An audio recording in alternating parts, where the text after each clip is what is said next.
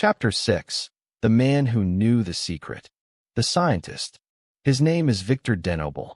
In 1980, he was 30 years old, a PhD in experimental psychology.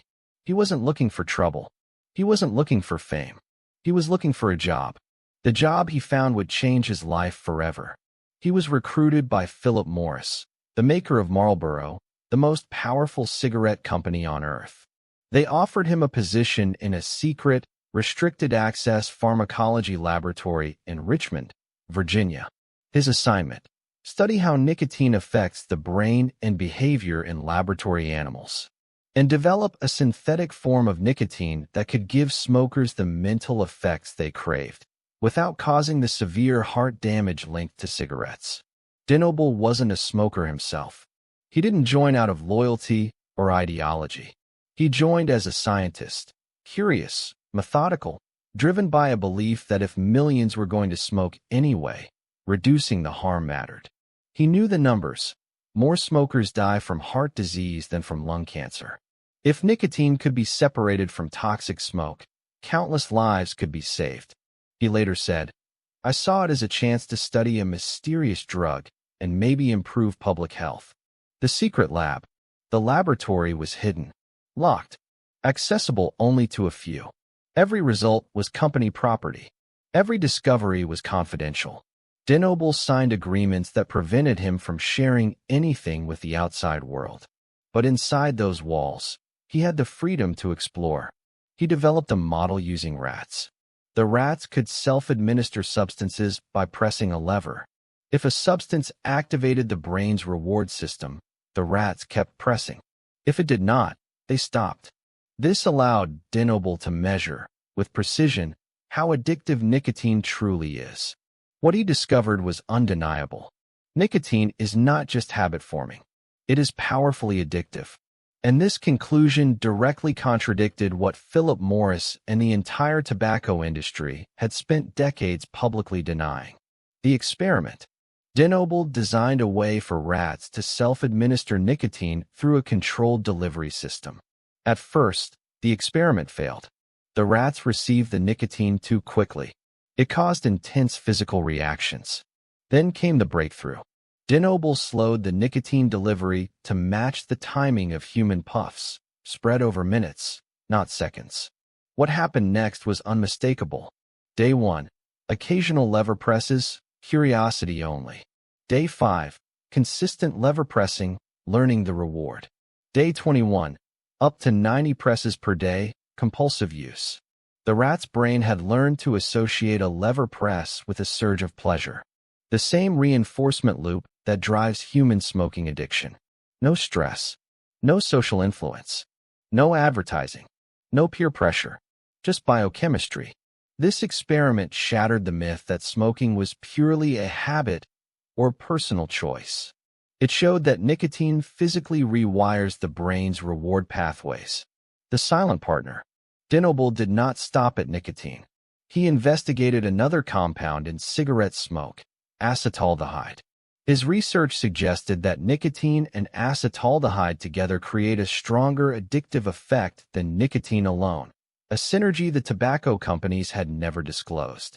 Their experiments showed nicotine alone, 120 lever presses. Acetaldehyde alone, 240 presses. Combined, over 540 presses. The combination was far more addictive than either substance alone. Acetaldehyde was not just present in tobacco. It amplified nicotine's power. This was knowledge the industry feared most. Not only was nicotine addictive, the cigarette was engineered to make it more so. And DeNoble had the data to prove it. The presentation. He presented his findings to a committee of Philip Morris executives. They were impressed. They saw the potential, not for public health, but for profit. A more addictive cigarette meant more loyal customers, more money. But then something happened. The company's president stormed into the lab with their lawyer. He demanded to know, if rats press a lever for nicotine, does that mean it's addictive? Before DeNoble could answer, the lawyer cut in, "Don't respond." Soon after, they were ordered to destroy all their research, kill the lab rats, and turn in their keys. The worst day? It was the worst scientific day of DeNoble's life. His team was summoned to an office. Without much preamble, the news came. We're done with behavioral pharmacology. Go downstairs, euthanize your rats, shut down the studies, turn in your keys. Leave the building.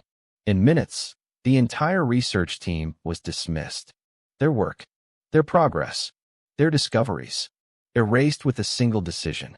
The silence. For years, DeNoble stayed quiet. He had signed agreements. He feared lawsuits. He had a career to protect. But the knowledge stayed with him. The rats, the data, the discovery. He knew that Philip Morris had known the truth about nicotine addiction years before the public did. He knew they had hidden it. He knew they had lied. And he knew that millions of people were dying because of those lies. The testimony. In 1994, everything changed. The FDA launched an investigation into whether tobacco companies were manipulating nicotine levels to keep smokers hooked. Around the same time, ABC News aired a shocking report exposing how tobacco companies controlled nicotine. Congress called the CEOs of major tobacco companies to testify, and they called Victor DeNoble. For the first time, DeNoble told his story publicly. The secret lab, the rats, the data, the order to destroy everything, the silence. He testified under oath about what he had discovered and how Philip Morris had shut it down. The tobacco executives, sitting in the same room, denied everything. But the damage was done. The public now knew that the industry had known the truth for decades and hidden it. The aftermath and the truth. DeNoble's testimony became a turning point. It was used in lawsuits against the tobacco companies. It was cited in the Master Settlement Agreement. It was taught in public health schools across the world. But for DeNoble, it was not about fame or revenge. It was about the truth. He later said, "I didn't do this because I wanted to be a hero. I did it because those rats taught me something. They taught me that addiction isn't a choice. It's a biological process. And the companies that exploit that process are responsible for the consequences."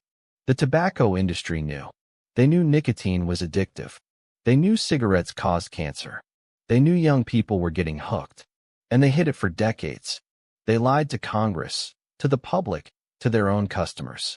They spent billions on marketing, lobbying, and legal defense. They fought every regulation, challenged every study, denied every accusation. And they are still here. But now you know. You know the truth about what they did. You know how they manipulated science. You know how they targeted young people. And that knowledge is power. Because once you know the truth, you can never unknow it. And once you see the trap, you can begin to escape. End of chapter 6.